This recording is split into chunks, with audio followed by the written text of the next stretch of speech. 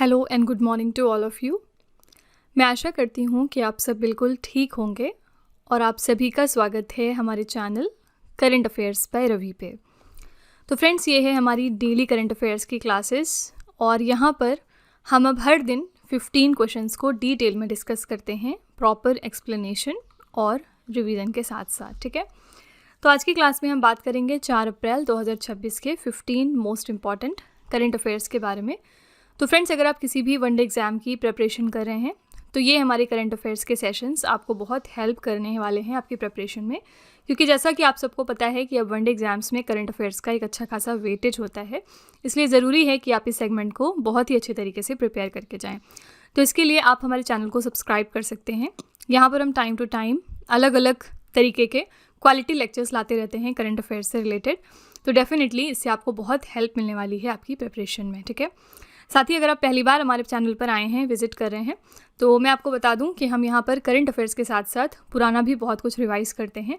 तो बातों पर ना जाते हुए आप कम से कम खुद 10 दिन का ट्रायल लेकर देखिएगा, फिर आप खुद रियलाइज़ करेंगे कि कैसे करंट अफेयर्स पर जो आपकी पकड़ है, इसमें जो आपकी नॉलेज है वो विथ टाइम इम्प्रूव होती जाएगी। ठीक है, तो विद दिस नोट चलिए हम आज की अपनी क्लास स्टार्ट कर लेते हैं।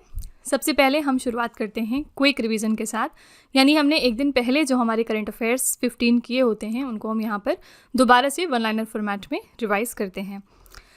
तो कल हमने पहला प्रश्न किया था, नागरिक उड्डयन महानिदेशालय के नए महानिदेशक के रूप में किसे नियुक्त किया गया है? ये हैं वीर विक्रम यादव। नेक्स्ट है अप्रैल 2026 में भारत का पहला क्वांटम कंप्यूटर किस शहर में लॉन्च किया जाएगा? तो आंध्र प्रदेश की अमरावती में।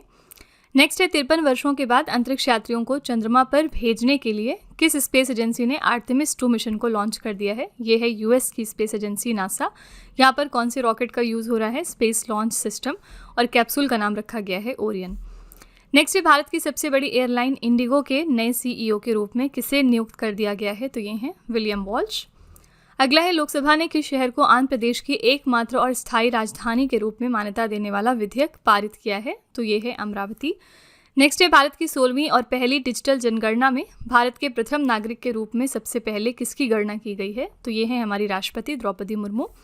नेक्स्ट है भारत ऊर्जा सांख्यिकी रिपोर्ट 2026 के अनुसार भारत की कुल नवीकरणीय ऊर्जा क्षमता में कौन सा राज्य शीर्ष स्थान पर रहा? तो ये राज्य है राजस्थान। शीर्ष 3 राज्य देखेंगे तो पहले स्थान पर है राजस्थान, दूसरे पर है महाराष्ट्र और तीसरे पर है गुजरात।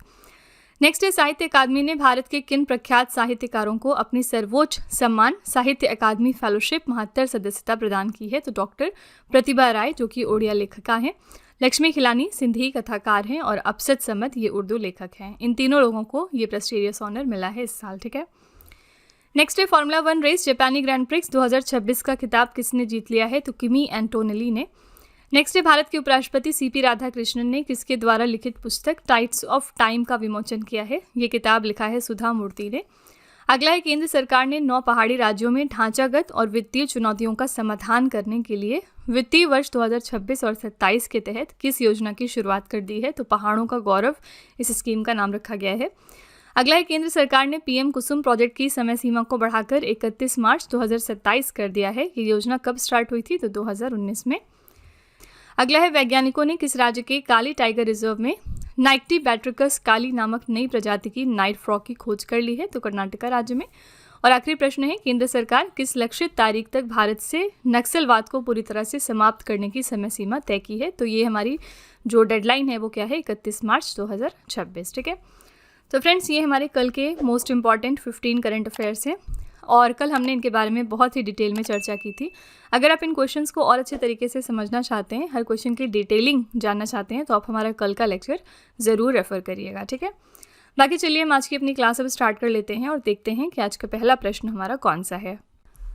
तो फ्रेंड्स, वीडियो को कंटिन्यू करने से पहले बस यहाँ पर एक छोटी सी इन्फॉर्मेशन है आपके लिए। हमारी जो मार्च मंथ की करंट अफेयर्स की ई बुक है 2026 के लिए, वो हमने वेबसाइट पर लॉन्च कर दी है। और इसके अलावा अगर आपको पिछले 1 साल की करंट अफेयर्स का ई बुक चाहिए जिसमें जनवरी से लेके दिसंबर 2025 तक के सारे इंपॉर्टेंट करंट अफेयर्स हों, तो ये वाली ब्रह्मास्त्र PDF भी आपको मिल जाएगी हमारी वेबसाइट www.ravibooks.pdf.com पर। ये छोटा सा सैम्पल है हमारी मार्च मंथ की करंट अफेयर्स की ई बुक का। आप देख सकते हैं कि यहाँ पर हर क्वेश्चन को हमने वेल एक्सप्लेन किया है। Highlights, important point, static GK और पिक्चर्स का हम यहाँ भरपूर इस्तेमाल करते हैं ताकि आपको प्रॉपर अंडरस्टैंडिंग हो सके हर क्वेश्चन में। इसके अलावा ये हमारी ई बुक्स डाउनलोडेबल और प्रिंटेबल भी हैं। 80 से ज़्यादा पेजेस हैं जिनमें हमने 600 से ज़्यादा क्वेश्चंस को डिटेल में डिस्कस किया है। ठीक है, तो अगर आप इंटरेस्टेड हैं, अगर आप हमारी ई बुक्स को परचेज़ करना चाहते हैं तो ये वेबसाइट है, आप यहाँ पर जाकर इनको ज़रूर चेकआउट करिएगा। इसके अलावा यह है हमारा मोबाइल एप्लीकेशन जिसका नाम है Ravi study app. Play store पर जाकर आप इस एप्लीकेशन को भी अपने फ़ोन में इंस्टॉल कर सकते हैं। बहुत सारे इसमें आपको फीचर्स मिलेंगे, जिसमें one of the important feature है करंट अफेयर्स का पेड वीडियो, जहां पर जाकर आप हमारे इस कॉम्बो DCA कोर्स को परचेज कर सकते हैं, जिसमें आपको एड फ्री वीडियो मिलेगी। 15 क्वेश्चंस का हम आपको यहाँ पर टेस्ट देते हैं और 15 क्वेश्चंस की PDF भी आपको मिल जाएगी एक्स्ट्रा की पॉइंट्स के साथ साथ। इसके अलावा इस कोर्स में हम आपको लाइफ टाइम वैलिडिटी भी प्रोवाइड करते हैं। ठीक है, तो अपनी प्रिपरेशन को बेस्ट बनाने के लिए आप इस कोर्स को ज़रूर सब्सक्राइब करिएगा। चलिए फिर वीडियो को कंटिन्यू कर लेते हैं। क्वेश्चन नंबर 1 है, किस भारतीय मूल की लेखिका को इंटरनेशनल बुकर पुरस्कार 2026 के लिए शॉर्टलिस्ट कर लिया गया है?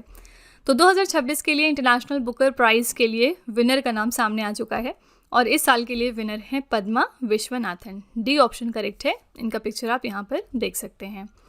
पद्मा विश्वनाथन को ब्राज़ील की लेखिका एना पाउला माया के उपन्यास on earth as it is beneath के अंग्रेजी अनुवाद के लिए यह स्थान मिला है।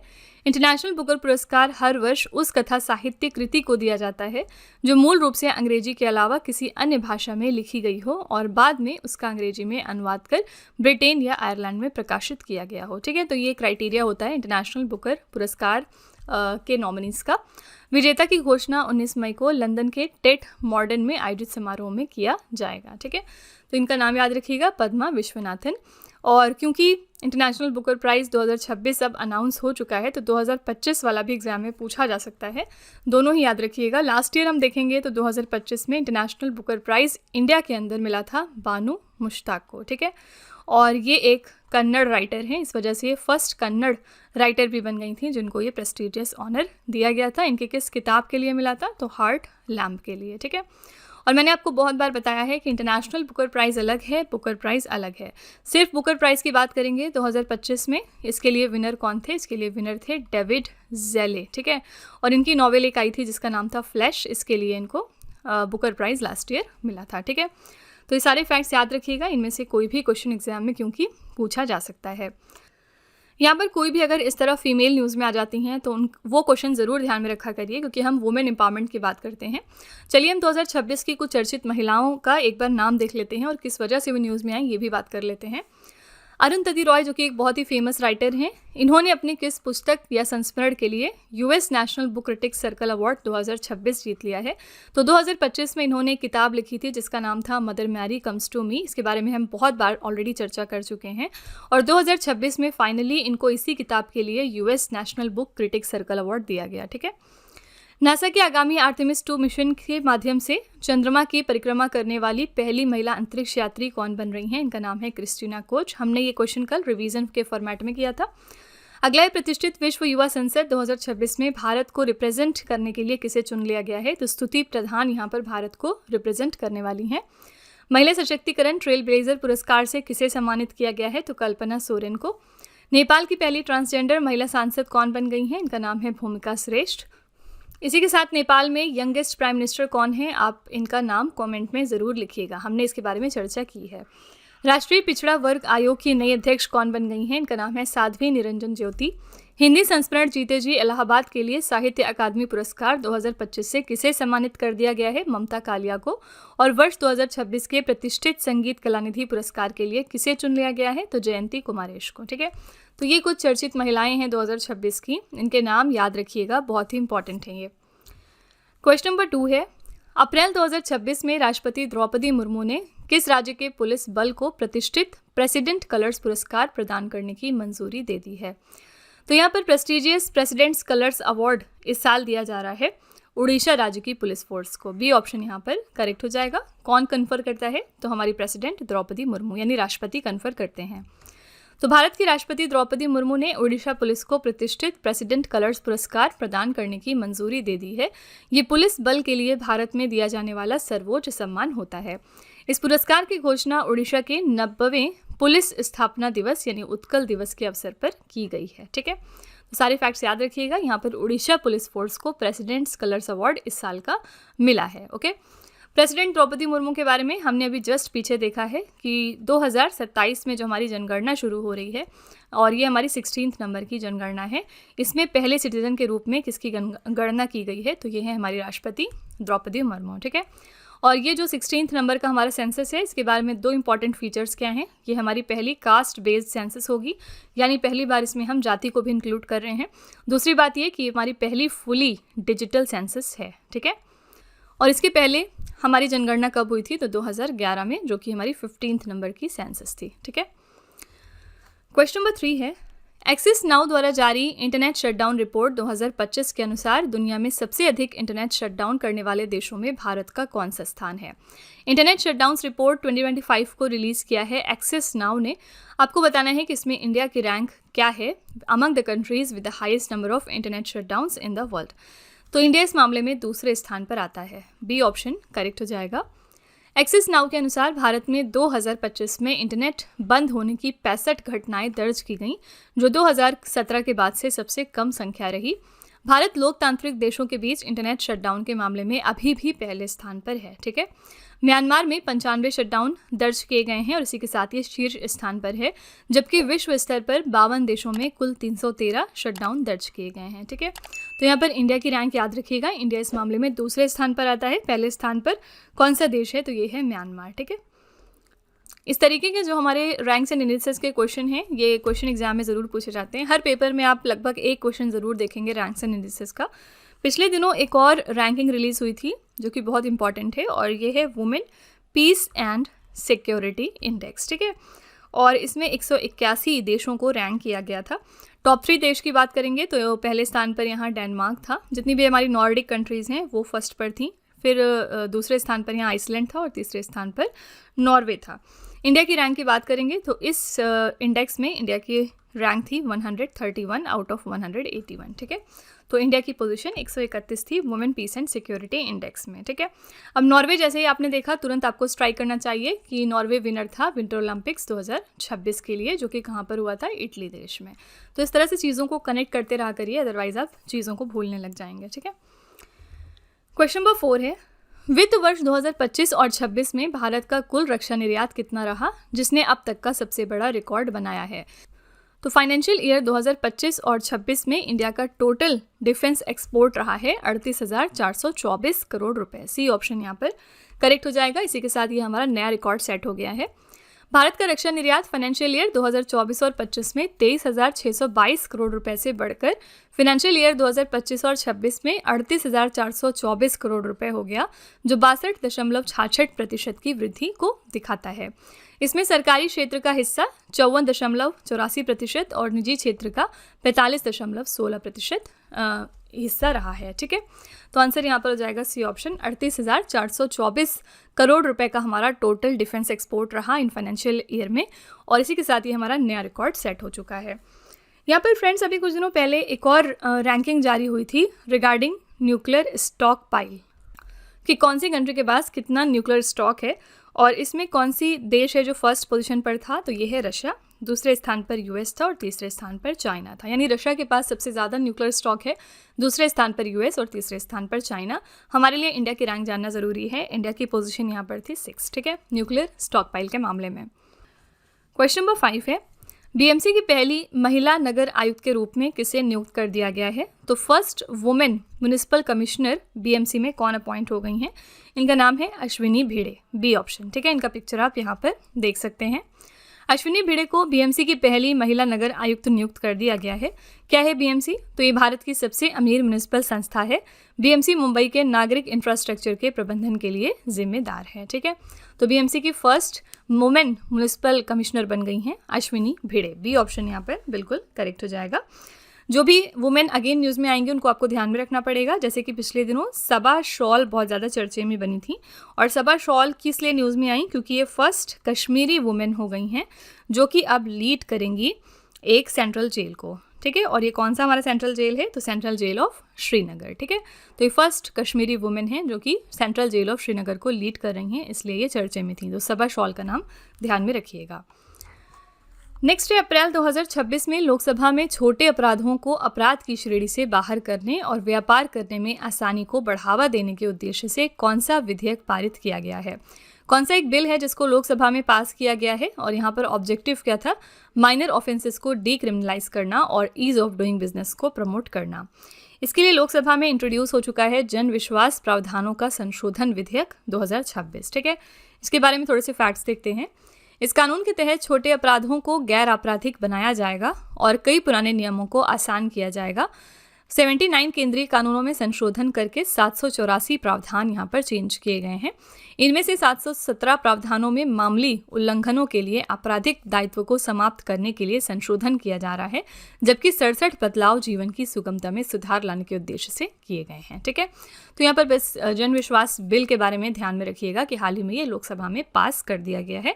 इसका ऑब्जेक्टिव है जो भी माइनर ऑफेंसेस हैं उनको डीक्रिमिनलाइज करना और साथ ही ईज ऑफ डूइंग बिजनेस को यहाँ पर प्रमोट करना। ठीक है, अच्छा, इस साल का जो हमारा बजट पेश हुआ था, सेंट्रल बजट, उसमें हमने देखा था एक बिल था जो बहुत ज़्यादा न्यूज़ में आया और ये है आपका बायोफार्मा शक्ति बिल, या फिर आप इसको कह सकते हैं बायोफार्मा शक्ति स्कीम। ठीक है, और ये किस वजह से न्यूज़ में था, क्योंकि इसके थ्रू हम फार्मेसी का जो सेक्टर है इंडिया के अंदर उसको स्ट्रॉन्ग करने की कोशिश कर रहे हैं।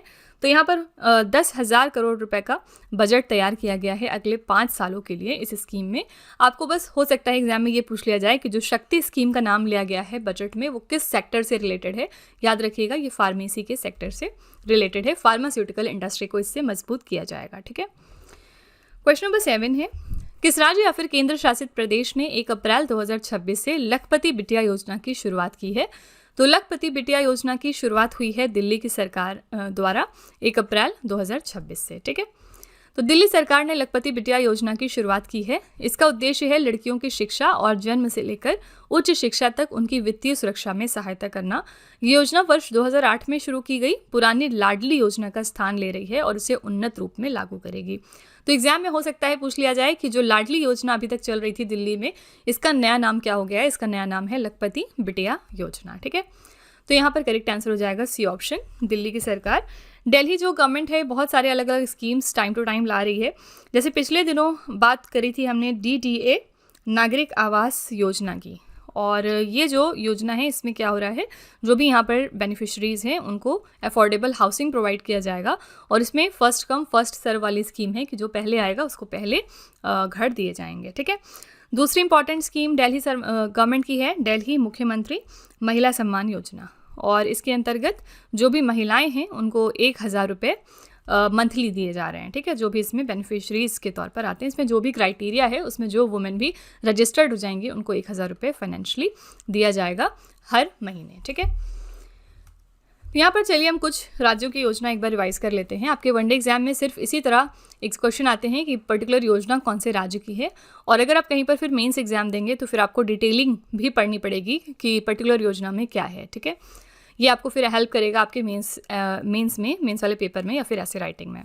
एनीवेज, हम यहाँ पर वनडे एग्जाम की तैयारी कर रहे हैं तो हम सिर्फ देखेंगे कि कौन सी योजना कौन से राज्य की है। पहला यहाँ पर पूर्ण श्लोक अहिल्या देवी होलकर शेतकरी कर्ज माफी योजना, ये महाराष्ट्र की है। मेरी पूंजी मेरा अधिकार मुफ्त LPG सिलेंडर योजना है दिल्ली सरकार की।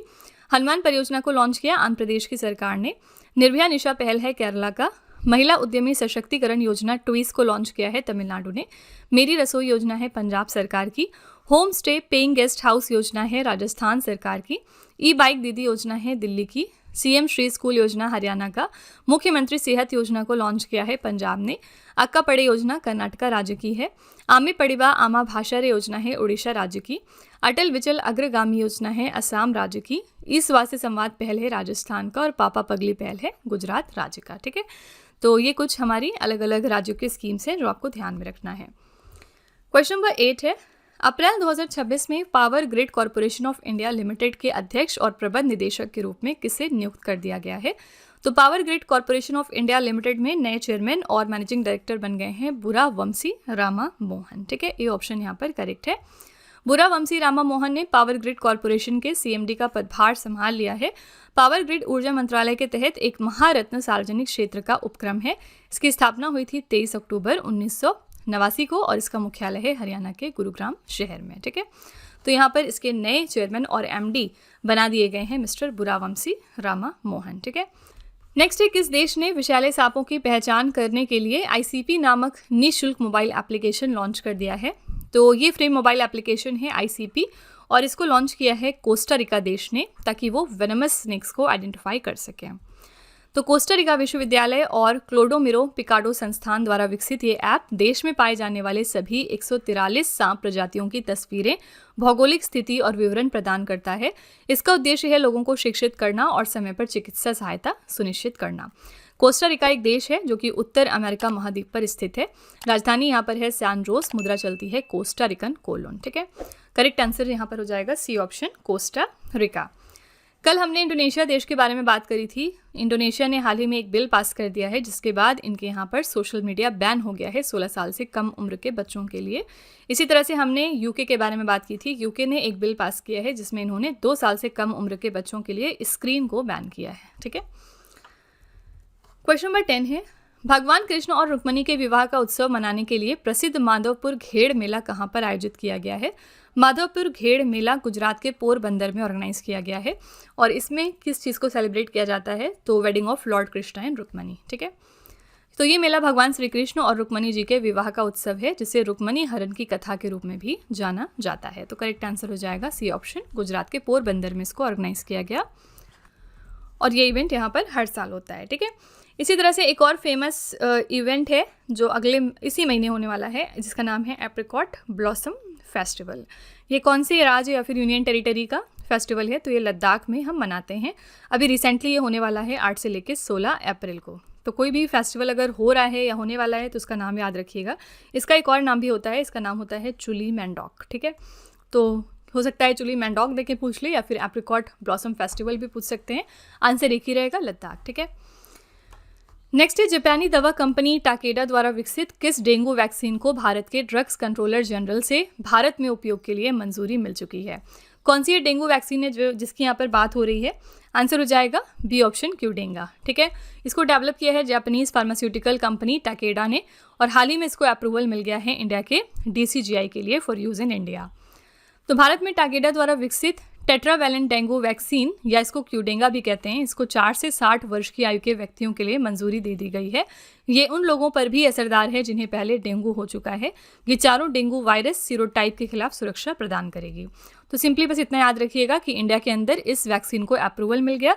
कौन से देश की वैक्सीन है? तो जापान की वैक्सीन है। ठीक है, इसी तरह से आजकल एक और वैक्सीन है जो बहुत ज़्यादा न्यूज़ में है, इसका नाम है लंग वैक्स। ठीक है, क्यों न्यूज़ में है? क्योंकि ये पहली वैक्सीन है जिसके थ्रू लंग कैंसर को प्रिवेंट किया जाएगा। लंग कैंसर के लिए डेवलप्ड ये एक वैक्सीन है।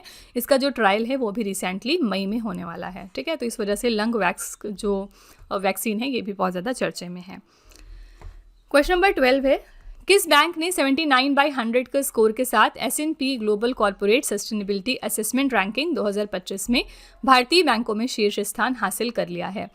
तो ये बैंक कौन सी है? आंसर हो जाएगा यस बैंक। इसका जो स्कोर है वो था 100 में 79 और इसी के साथ इन्होंने टॉप मोस्ट पोजीशन को अक्वायर किया अमंग द इंडियन बैंक्स। किसमें? S&P global corporate sustainability assessment में। ठीक है, तो यस बैंक लगातार चौथे साल, ये इंपॉर्टेंट है, लगातार चौथे साल इस रैंकिंग में शामिल होने वाला एकमात्र भारतीय बैंक बन गया है।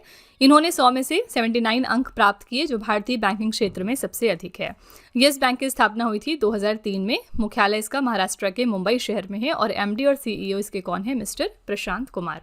तो यहाँ पर करेक्ट आंसर हो जाएगा B option, yes bank. HDFC bank भी ऑप्शन में है। इसके बारे में हम क्या इंपॉर्टेंट करंट अफेयर्स जानते हैं? अभी तक जो यहाँ पर चेयरमैन थे जिनका नाम था मिस्टर अतानु चक्रवर्ती, इन्होंने अपना रेजिग्नेशन दिया और एज अ रिजल्ट यहाँ पर एंट्रिम चेयरमैन अपॉइंट हुए हैं जिनका नाम है मिस्टर केकी मिस्टे। ठीक है, तो फिलहाल इनके रेजिग्नेशन के बाद एंट्रिम चेयरमैन बनाया गया है केकी मिस्टे को। नेक्स्ट है, भारतीय नौसेना के 11 अगली पीढ़ी के अपतटीय गश्ती पोतों की श्रृंखला के पहले पोत यार्ड 1280 का नाम क्या है जिसे गोवा शिपयार्ड लिमिटेड ने लॉन्च किया है? तो फर्स्ट वेसल का नाम क्या है in the series of 11 next generation offshore patrol vessels of Indian navy जिनको हाल ही में गोवा शिपयार्ड लिमिटेड ने लॉन्च कर दिया है? तो इन 11 जो वेसल्स को डेवलप किया जा रहा है उनमें फर्स्ट वेसल का नाम रखा गया है INS शाची। डी ऑप्शन यहाँ पर करेक्ट हो जाएगा। तो इस पोत का प्रक्षेपण 31 मार्च 2026 को गोवा शिपयार्ड लिमिटेड गोवा में किया गया। शाची यार्ड 1280 श्रृंखला का पहला जहाज है जो समुद्री सुरक्षा, निगरानी, खोज और बचाव और डकैती विरोधी अभियानों के लिए बनाया गया है। इसे गोवा शिपयार्ड लिमिटेड और garden reach ship builders and engineers द्वारा संयुक्त रूप से विकसित किया जा रहा है। आंसर यहाँ पर हो जाएगा डी ऑप्शन, INS शाची। अब जैसे ही आपने देखा garden reach ship builders and engineers, तुरंत आपको स्ट्राइक करना चाहिए कि हाल ही में इन्होंने 3 तरह की शिप्स को सौंपा है इंडियन नेवी को, अभी बस 2-3 दिन पहले। ठीक है, क्या नाम था इनका? पहला है यहाँ पर INS डूनागिरी, ये हमारी एक तरह की P-17A स्टेल्थ फ्रिगेट है। ठीक है, INS डूनागिरी। दूसरी यहाँ पर हो गई INS संशोधक, ठीक है, और ये जो है ये हमारी एक तरह की सर्वे वेसल है। और तीसरी यहाँ पर हो गई INS अग्रय, ओके, और ये हमारी anti submarine warfare shallow water craft है, ठीक है। तो ये तीनों शिप्स जो हैं ये हाल ही में garden reach ship builders and engineers ने सौंपा है इंडियन नेवी को, बहुत ज़्यादा इसलिए ये चर्चे में थी। ओके, क्वेश्चन नंबर 14 है, नई दिल्ली के विज्ञान भवन में आयोजित दिशा कार्यक्रम में न्याय सेतु AI चैटबॉट और इसके आधिकारिक शुभंकर दिशिका का अनावरण किसने किया है? तो न्याय सेतु AI चैटबॉट और इसका ऑफिशियल मैस्कट है दिशिका। इन दोनों को अनवील किया है यहाँ पर 2 पर्सनालिटीज़ ने, CP राधाकृष्णन और अर्जुन राम मेघवाल ने। सी ऑप्शन करेक्ट हो जाएगा। कहाँ पर किया है? दिशा प्रोग्राम में, जो कि हुआ था नई दिल्ली के विज्ञान भवन में। तो इस प्लेटफॉर्म का शुभारंभ भारत के उपराष्ट्रपति CP राधाकृष्णन ने केंद्रीय विधि एवं न्याय राज्य मंत्री अर्जुन राम मेघवाल की उपस्थिति में किया है। इसे इलेक्ट्रॉनिक्स और सूचना प्रौद्योगिकी मंत्रालय के अंतर्गत डिजिटल इंडिया भाषिनी डिवीजन द्वारा विकसित किया गया। ठीक है, तो करेक्ट आंसर हो जाएगा सी ऑप्शन। CP राधाकृष्णन हमारे 15th नंबर के वाइस प्रेसिडेंट हैं। कल हमने इनके बारे में बहुत ही डिटेल में चर्चा की थी। अगर आप इनके बारे में डिटेलिंग जानना चाहते हैं तो आप हमारा कल का लेक्चर रेफर करिएगा। आज का आखिरी प्रश्न है, किस भारतीय राज्य ने अपने दूर दराज के क्षेत्रों में हाई स्पीड इंटरनेट कनेक्टिविटी प्रदान करने के लिए स्टारलिंक इंडिया के साथ में समझौता कर लिया है? ये राज्य है मेघालय। इन्होंने स्टारलिंक इंडिया के साथ पार्टनरशिप करी है जिससे कि अपने रिमोट एरियाज में ये हाई स्पीड की इंटरनेट कनेक्टिविटी प्रदान कर सकें। मेघालय का गठन असम राज्य के 2 बड़े जिलों संयुक्त खासी एवं जयंतिया पहाड़ियों को असम से अलग कर 21 जनवरी 1972 को किया गया था। राजधानी यहाँ पर है शिलोंग और वर्तमान में यहाँ पर मुख्यमंत्री हैं कॉनराड सांगमा। ठीक है, करेक्ट आंसर हो जाएगा डी ऑप्शन, मेघालय राज्य।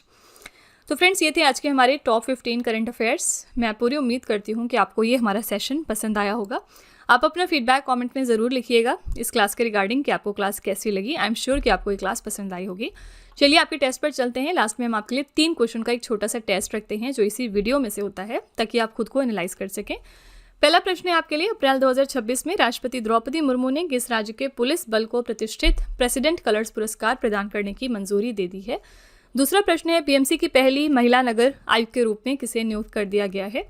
और तीसरा प्रश्न है, किस राज्य या फिर केंद्र शासित प्रदेश ने 1 अप्रैल 2026 से लखपति बिटिया योजना की शुरुआत की है?